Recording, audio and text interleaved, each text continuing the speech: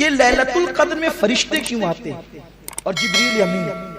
اس لیے کہ بظاہر زمین سے بہت افضل تو سدرۃ المنتہا ہے، پھر جبریل امین ہر سال آتے ہیں اور لیلۃ القدر میں آتے ہیں۔ اور کیوں آتے ہیں؟ جبریل امین اور سارے فرشتے سال بھر دعا کرتے ہیں، سال بھر دعا کرتے ہیں اللہ ہمیں زمین پر جانے کی اجازت دے تاکہ ہم زمین پہ جائیں اور جا کر کے ہم زمین پر ان لوگوں کے چہروں کی زیارت کریں جو ہم سے بہتر عبادت کرتے ہیں۔ یہ کون کہہ رہا ہے؟ یہ جبریل امین کہہ رہے ہیں، سید الملائکہ۔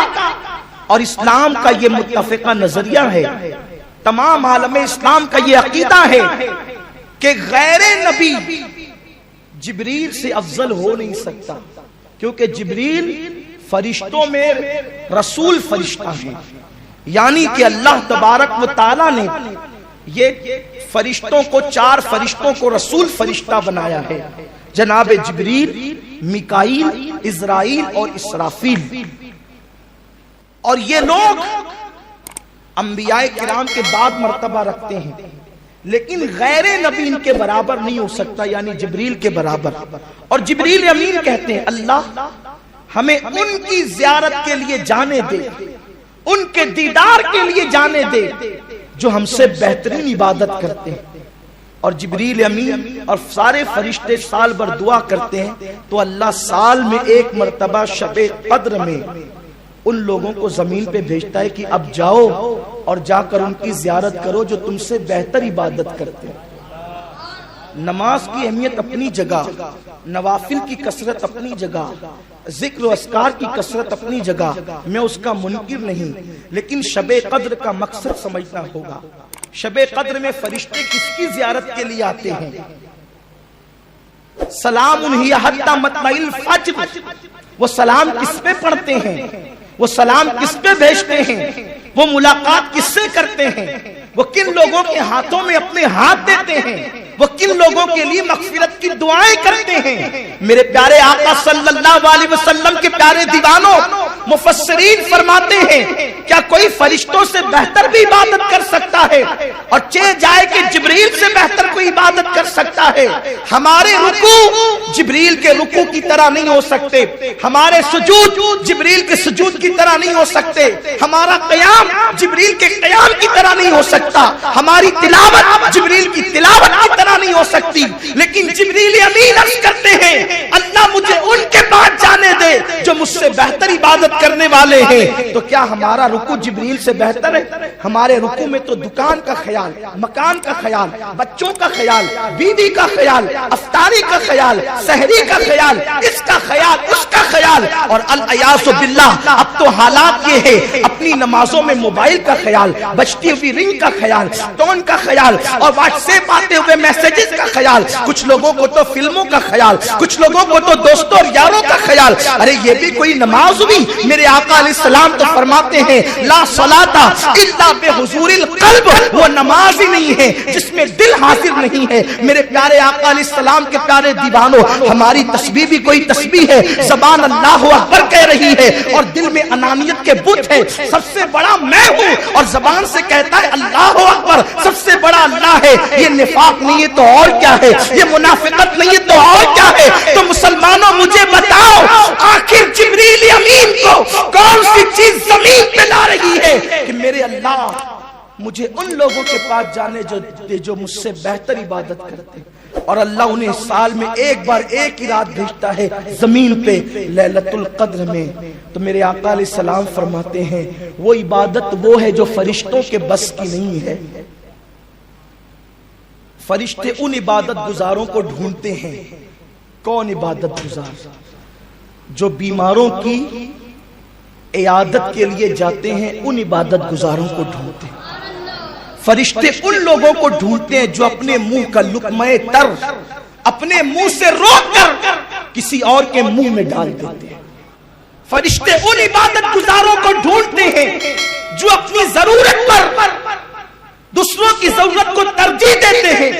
فرشتے ان عبادت گزاروں کو ڈھونڈتے ہیں جو لوگوں کا دل زبان سے شعلے برسا کر کے توڑتے نہیں ہیں بلکہ پھول برسا کر کے جوڑ دیتے ہیں۔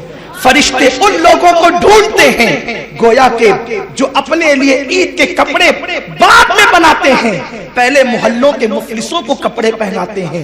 فرشتے ان عبادت گزاروں کو ڈھونڈتے ہیں جو اپنے گھر میں افطار کے پھل بعد میں لاتے ہیں، پہلے غریبوں کے گھر پہنچاتے ہیں پھلوں کو۔ یہ عبادت تو جبریل کے بس میں نہ تھی، یہ عبادت تو فرشتوں کے بس کی نہ تھی، اس لیے کہ جبریل کھاتا ہی نہیں تو خود بھوکا رہ کر کے دوسروں کو کھلانے کا فعل کیسے کرتا؟ فرشتے تو خود کھاتے نہیں تو دوسروں کو کھلانے کا فعل کیسے کرتے؟ فرشتے تو بظاہر بیماروں کی عیادت کے لیے اپنا کاروبار اور کام دام چھوڑ کر جاتے نہیں، اس لیے کہ ان کا کوئی کاروبار نہیں، ان کے بیوی بچے نہیں، ان کے رشتہ دار نہیں، ان کے اہل و عیال نہیں۔ تو میرے پیارے آقا علیہ السلام کے پیارے دیوانوں، بڑی معذرت کے ساتھ شب قدر کی عبادت کو ہم نے صرف یہ سمجھ لیا کہ صلاۃ التسبیح پڑھنی ہوگی، حاجی صاحب آ گئے، جماعت کے ساتھ بھی صلاۃ التسبیح کا نظام قائم ہو گیا، اچھی سی بات ہے، لوگ باذوق ہیں، صلاۃ التسبیح پڑھ رہے ہیں، نمازیں پڑھ رہے ہیں، اور اس کے بعد جو ہے ہاتھ میں تسبیح لے کر کے بیٹھے ہیں، قرآن مقدس ہاتھ میں لے کر بیٹھے ہیں۔ لیکن پوچھو اس قرآن پڑھنے والے سے کہ تو جو تلاوت قرآن پڑھ رہا ہے، جو تو تلاوت قرآن کر رہا ہے، جبریل تجھ پہ سلام کیسے بھیجے گا؟ فرشتے تیرے لیے دعائیں مغفرت کیسے کریں گے؟ اس لیے کہ تو اپنی بہن کو سسکتا ہوا چھوڑ کر مسجد میں آیا ہے، تو اپنی ماں کو سسکتا ہوا چھوڑ کر مسجد میں آیا ہے، تو اپنے رشتہ داروں کا حق مار کر مسجد میں آیا ہے۔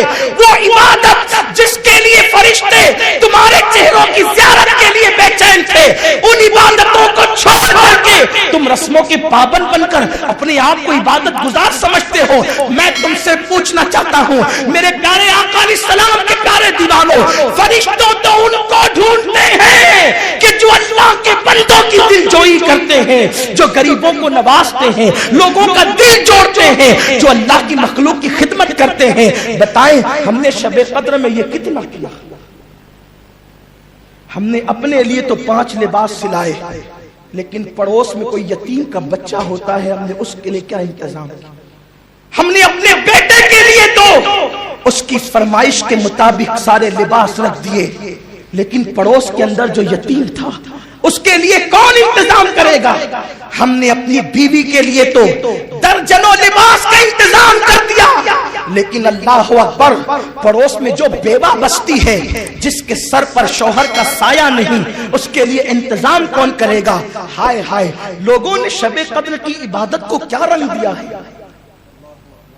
شب قدر تھی کس چیز کے لیے؟